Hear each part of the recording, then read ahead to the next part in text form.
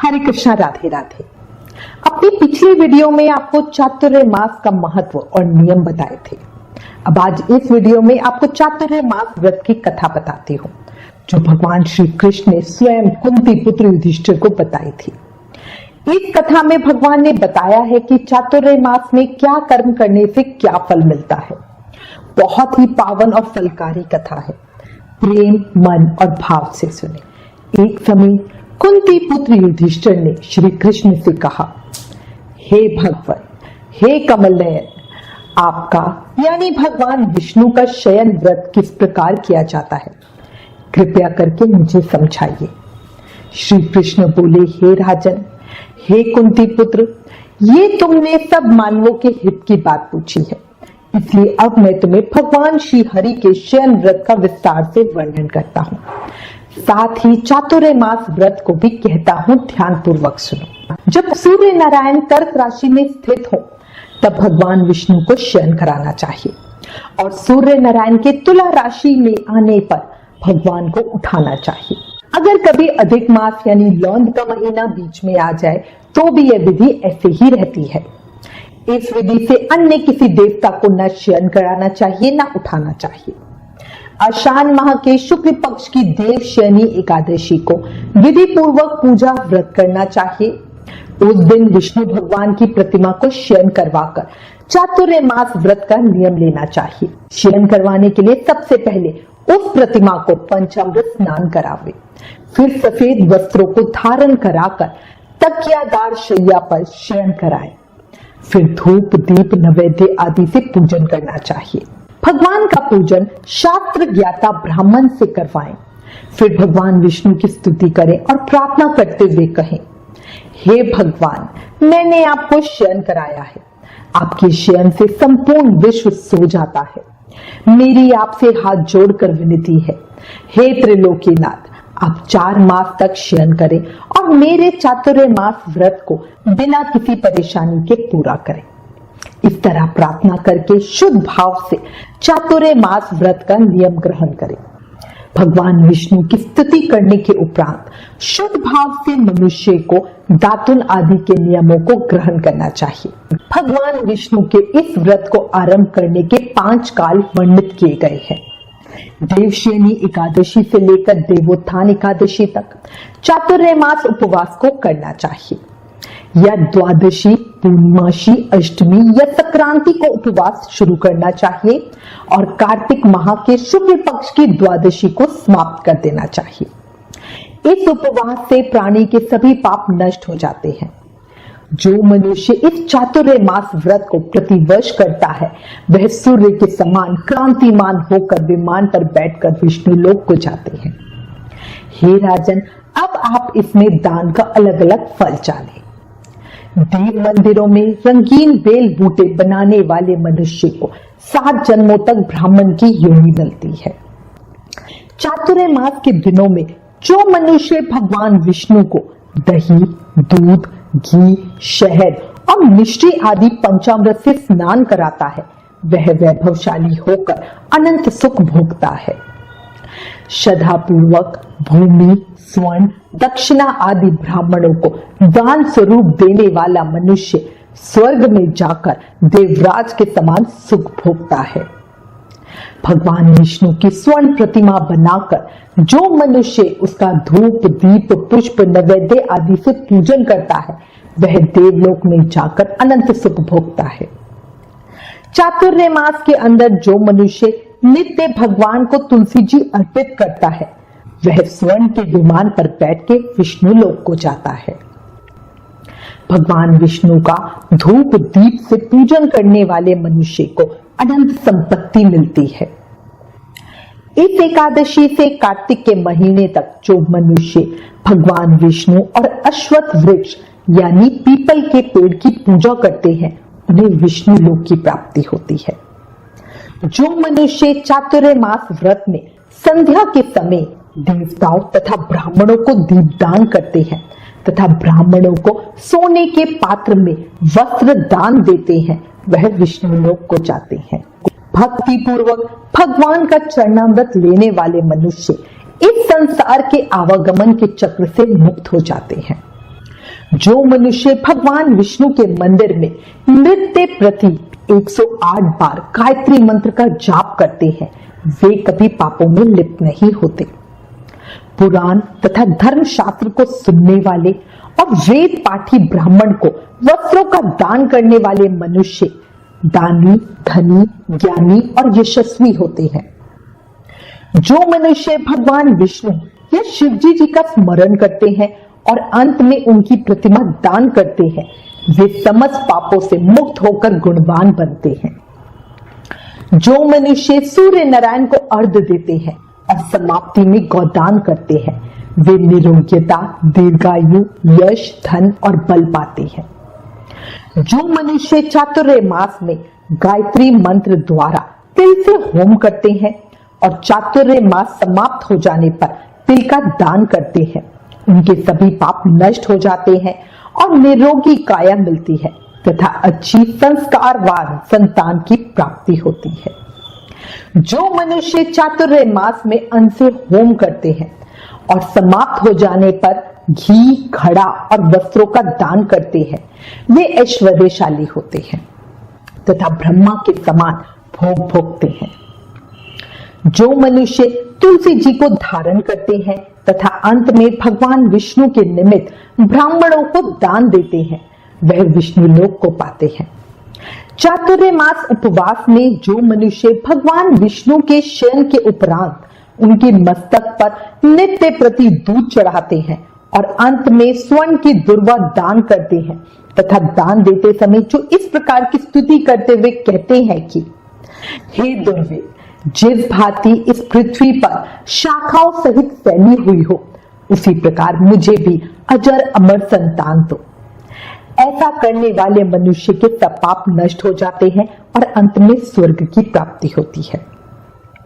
जो मनुष्य भगवान शिव या भगवान विष्णु के लिए गायन करते हैं, उन्हें रात्रि जागरण का फल प्राप्त होता है। चातुर्य मास व्रत करने वाले मनुष्य को उत्तम ध्वनि वाला घंटा दान करना चाहिए और इस प्रकार स्तुति करनी चाहिए, हे प्रभु, हे नारायण, आप समस्त पापों का नाश करने वाले हैं। मेरे ना करने योग्य कार्य को करने से जो पाप उत्पन्न हुए हैं, कृपया कर आप उनको नष्ट कीजिए। जो मनुष्य चातुर्य मास उपवास के अंदर नृत्य प्रति ब्राह्मणों का चरणामृत पान करते हैं, वे सभी पापों तथा कष्टों से मुक्त हो जाते हैं और दीर्घ आयु होकर धनवान बनते हैं। चातुर्य मास में प्रजापत्य तथा चंद्रायण व्रत पद्धति का पालन भी किया जाता है। प्रजापत्य व्रत को 12 दिनों में पूर्ण करते हैं। व्रत के आरंभ से पहले 3 दिन 12 ग्रास भोजन प्रतिदिन लेते हैं, फिर आगामी 3 दिनों तक प्रतिदिन 26 ग्रास भोजन लेते हैं। इसके आगे के 3 दिनों तक 28 ग्रास भोजन लिया जाता है और इसके बाद बाकी बचे 3 दिन निराहार रहा जाता है। इस व्रत के करने से इच्छित मनोकामना पूर्ण होती है। व्रत करने वाला साधक प्रजापत्य व्रत करते हुए चातुर्य मास के हेतु उपयुक्त सभी धार्मिक कृत्य जैसे पूजन, जप, तप, दान, शास्त्रों का पठन पाठन तथा कीर्तन आदि करते रहे।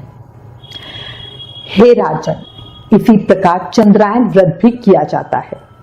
अब इस व्रत का विधान सुनो। यह व्रत पूरा महीना किया जाता है। पापों से मुक्ति के लिए किए जाने वाला यह व्रत बढ़ता घटता रहता है। इसमें अमावस्या को 1 ग्रास, प्रतिपदा को 2, द्वितीय को 3 ग्रास भोजन लेते हुए पूर्णिमा के पूर्व 14 ग्रास और पूर्णिमा को 15 ग्रास भोजन लेना चाहिए। फिर पूर्णिमा के बाद 14, 13, 12, 11 ग्रास इस क्रम से भोजन लेते हुए भोजन की मात्रा प्रतिदिन घटानी चाहिए। इसके बाद भगवान श्री कृष्ण कुछ देर रुके, फिर पुनः बोले, हे युधिष्ठिर, जो प्रजापत्य और चंद्रायण व्रत करते हैं, उन्हें इस लोक में धन, संपत्ति, शारीरिक निरोग्यता तथा भगवान की कृपा प्राप्त होती है। इसमें कांसे का पात्र और वस्त्र दान की शास्त्रीय व्यवस्था है। चातुर्य मास के समापन पर दक्षिणा से सुपात्र ब्राह्मण को संतुष्ट करने का विधान है। चातुर्य मास व्रत के पूर्ण हो जाने के बाद ही गौदान करना चाहिए। यदि गौदान ना कर सके तो वस्त्रदान अवश्य करना चाहिए। नृत्य प्रति जो मनुष्य ब्राह्मण को प्रणाम करते हैं उनका जीवन सफल हो जाता है और वे सभी पापों से छूट जाते हैं। चातुर्मास व्रत पूर्ण होने पर जो ब्राह्मणों को भोजन कराता है उनकी आयु तथा धन में वृद्धि होती है। जो मनुष्य अलंकार सहित बछड़े वाली कपिला गाय वेद पाठी ब्राह्मण को दान करते हैं वे चक्रवर्ती, आयुवान, पुत्रवान राजा होते हैं और स्वर्गलोक में प्रलय के अंत तक देवराज के समान राज्य करते हैं। सूर्य भगवान तथा गणेश जी को जो मनुष्य नित्य प्रणाम करते हैं उनकी आयु तथा लक्ष्मी बढ़ती है और यदि गणेश जी प्रसन्न हो जाए तो वे मन वांछित फल पाते हैं। सूर्य और गणेश जी की प्रतिमा ब्राह्मण को देने से समस्त कार्यों की सिद्धि होती है। दोनों ऋतुओं में जो मनुष्य शिव जी की प्रसन्नता के लिए तिल और वस्त्रों के साथ तांबे का पात्र दान करते हैं उनके यहाँ स्वस्थ व सुंदर शिव भक्त संतान उत्पन्न होती है। चातुर्मास व्रत के पूर्ण होने पर चांदी या तांबे का पात्र गुड़ और तिल के साथ दान करना चाहिए। भगवान विष्णु के शयन करने के उपरांत जो मनुष्य यथाशक्ति वस्त्र और तिल के साथ स्वर्ण का दान करते हैं उनके सभी पाप नष्ट हो जाते हैं और वो इस लोक में भोग तथा परलोक में मोक्ष प्राप्त करते हैं। चातुर्मास व्रत के समाप्त होने पर जो मनुष्य शय्या दान करते हैं उनको अक्षय सुख की प्राप्ति होती है और वे कुबेर के समान धनवान होते हैं। जो मनुष्य वर्षा ऋतु में गोपी चंदन देते हैं उन पर भगवान प्रसन्न होते हैं। हे कुंती पुत्र, इस चातुर्मास व्रत को करने वाला मनुष्य गंधर्व विद्या में निपुण और स्त्रियों को प्रिय होता है। जो मनुष्य चातुर्मास में ब्राह्मणों को शाक फल आदि देते हैं और अंत में यथाशक्ति दान दक्षिणा वस्त्र आदि देते हैं वह सुखी राजयोगी बनते हैं। शाक और फल से देवता प्रसन्न होते हैं। जो मनुष्य बुद्धिमान ब्राह्मण को मोती दान करता है वह कीर्ति को प्राप्त करता है। इस व्रत में जो मनुष्य लक्ष्मी या पार्वती को प्रसन्न करने के लिए हल्दी का दान करते हैं और अंत में चांदी के पात्र में हल्दी रखकर दान देते हैं वे स्त्रियां अपने पति के साथ और पति अपनी स्त्री के साथ सुख भोगते हैं। इससे उन्हें सौभाग्य, अक्षय धन तथा सुपात्र संतान मिलती है और उनकी देवलोक में पूजा होती है। जो मनुष्य फल का दान करते हैं और व्रत के अंत में स्वर्ण दान करते हैं उनके सब मनोरथ सिद्ध हो जाते हैं। उनके यहाँ सुपात्र संतान पैदा होती है। फल दान करने से नंदनवन का सुख प्राप्त होता है। जो मनुष्य इस व्रत में पुष्प दान करते हैं उन्हें इस लोक में सुख और परलोक में गंधर्व पद मिलता है। चातुर्मास में वामन भगवान की प्रसन्नता के लिए ब्राह्मणों को दही युक्त भात खिलाना चाहिए। यदि रोज नहीं खिला सकते तो 4 अमावस्या, 4 पूर्णिमा और हर रविवार या शुक्रवार को खिलाना चाहिए। इस व्रत की समाप्ति में भूमिदान ना हो सके तो वस्त्र और स्वर्ण से युक्त पादुका का दान करना चाहिए। ऐसा करने से इस लोक में धन धान्य, पुत्र तथा विष्णु भक्ति मिलती है और अंत में मनुष्य विष्णु लोक को जाता है। चातुर्मास व्रत में जो मनुष्य नृत्य प्रति एक समय खाकर ही रहता है और अंत में भूखे को भोजन कराते हैं उन्हें स्वर्ग की प्राप्ति होती है। जो भक्ति पूर्वक नियम से भगवान की पूजा करता है वह विष्णु लोक को जाता है। जो भगवान के शयन करने के बाद भूमि पर सोता है तथा अंत में शय्या दान करता है उसकी शिवलोक में पूजा होती है। चातुर्मास में जो ब्रह्मचार्य व्रत का पालन करता है वह बलशाली, यशस्वी और लक्ष्मीवान होता है तथा अंत में स्वर्गलोक को जाता है। चातुर्मास व्रत में जो तेल नहीं लगाता और अंत में कांसे या मिट्टी के पात्र में तेल भरकर दान देता है वह विष्णु लोक को जाता है। जो मनुष्य इस व्रत में गेहूं को त्याग कर भोजन करते हैं तथा व्रत के अंत में स्वर्ण का गेहूं दान करते हैं उन्हें अश्वमेध यज्ञ के फल की प्राप्ति होती है। जो मनुष्य श्रावण में शाक, भादों में दही, अश्विन या कुआर में दूध और कार्तिक में दाल का त्याग करते हैं उन्हें निरोगी काया मिलती है। जिस दिन भगवान शयन करते हैं उस दिन ब्राह्मणों को दान, वस्त्र तथा भोजन कराना चाहिए। यह समझ दान वेद पाठी धार्मिक ब्राह्मण को देना चाहिए।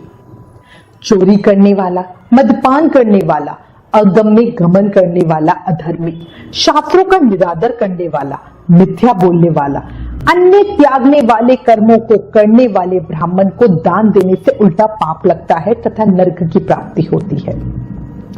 चातुर्मास व्रत का नियम पूर्वक पालन करने पर उद्यापन करना चाहिए। जब प्रभु से शैया त्यागने का अनुरोध करें तब विशेष पूजन करना चाहिए, मतलब देव उठनी एकादशी पर। उस अवसर पर विद्वान ब्राह्मण को अपनी श्रद्धा के अनुसार दान दक्षिणा देकर प्रसन्न करना चाहिए। हे युधिष्ठिर, देव शयनी एकादशी और चातुर्य मास का महत्तम अनंत पुण्य फलदायी है। इस महत्तम को सुनने मात्र से मनुष्य को अनंत पुण्य फल की प्राप्ति होती है। भगवान विष्णु के प्रति श्रद्धा बढ़ती है। प्रत्येक मनुष्य को चाहिए कि वे पूरे आदर भाव, श्रद्धा और सामर्थ्य के अनुसार चातुर्य मास व्रत का पालन करें। चातुर्य मास महत्तम समाप्तम। ओम नमो नारायणाय नमः। मैं भगवान श्री हरि विष्णु के श्री चरणों में प्रार्थना करती हूँ, इस पावन महत्तम को सुनने वाले, हुकारा भरने वाले सभी मनुष्यों पर अपनी कृपा, प्रेम और आशीर्वाद बनाए रखें। अपनी भक्ति का दान दे, जीवन से परेशानियों का अंत करे। बोलो लक्ष्मी नारायण भगवान की जय। वृंदावन बिहारी लाल की जय। मोर मुकुट बंशी वाले की जय।